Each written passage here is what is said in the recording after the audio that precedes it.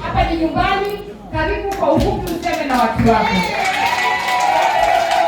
Watu wa Marungu hoye!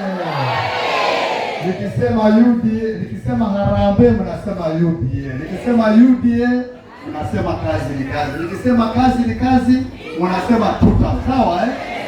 Harambee! UDA kazi ni kazi. Mheshimiwa Waziri, kwa majina naitwa Idris Mohamed, mimi natokea sehemu hii.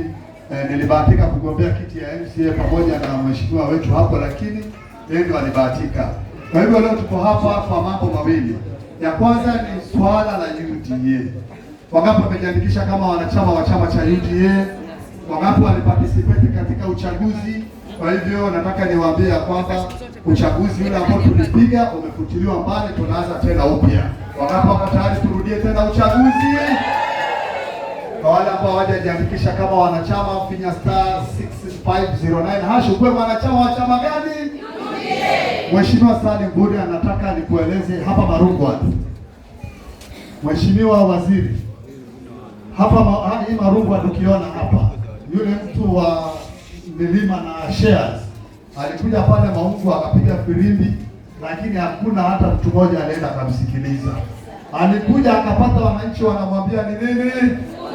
Watu walimwambia tuta, akatoroka. Kwa hivyo hapa Marungu hadi sisi sote ni nini? Tuta. Mheshimiwa Waziri, mambo ni mawili. Ya kwanza kule chini. Ya kwanza ni masuala ya michezo, kwa sababu ni waziri wa vijana na michezo. Kwanza tunataka tukushukuru kwa sababu hapa Marungu kuna vijana juzi walitoka hapo wakaenda Mombasa, wakapanda gari, wakashirikiana na rais, wakakuja na shilingi 25,000. 22,000 na 3,000 ambayo ni ya nini? Ni ya seli. Kwa niaba ya nani? Ya rais wetu William Ruto. Kwa hivyo ufikishie salamu, mwambie watu wa Marungu vijana wameshukuru. Jambo la pili, Mheshimiwa Waziri, kwa sababu ni waziri wetu wa michezo, hapa kuna timu inacheza division 2. Hapa kuna timu zinacheza county. Changamoto ni moja, usafiri. Kule Kwale umefanya kazi, tunaona Kwale county government kwa basi sijui nini. Hapa kwetu kwa sijui kwa neema ama sijui tunaweza sema nini, hatuna. Lakini wewe waziri ukiamua, kwa vile wewe ni waziri, useme katika department yangu ya sports nimepatia Marungu matatu ya vijana wetu. Ya mwisho Mheshimiwa Waziri, ni kuhusu ile kiwanja kule chini ambapo tulipewa na Wachina. Wale Wachina walitupea kiwanja, alafu ile kiwanja reli haikutulipa. Kwa hivyo ile kiwanja iko National Park. Tunaomba waziri, ukikohoa hivi ile ukituwekea fence, kura za Ruto kuanzia kule sijui wapi mpaka wapi tutaufungia kama mandazi ama namna gani?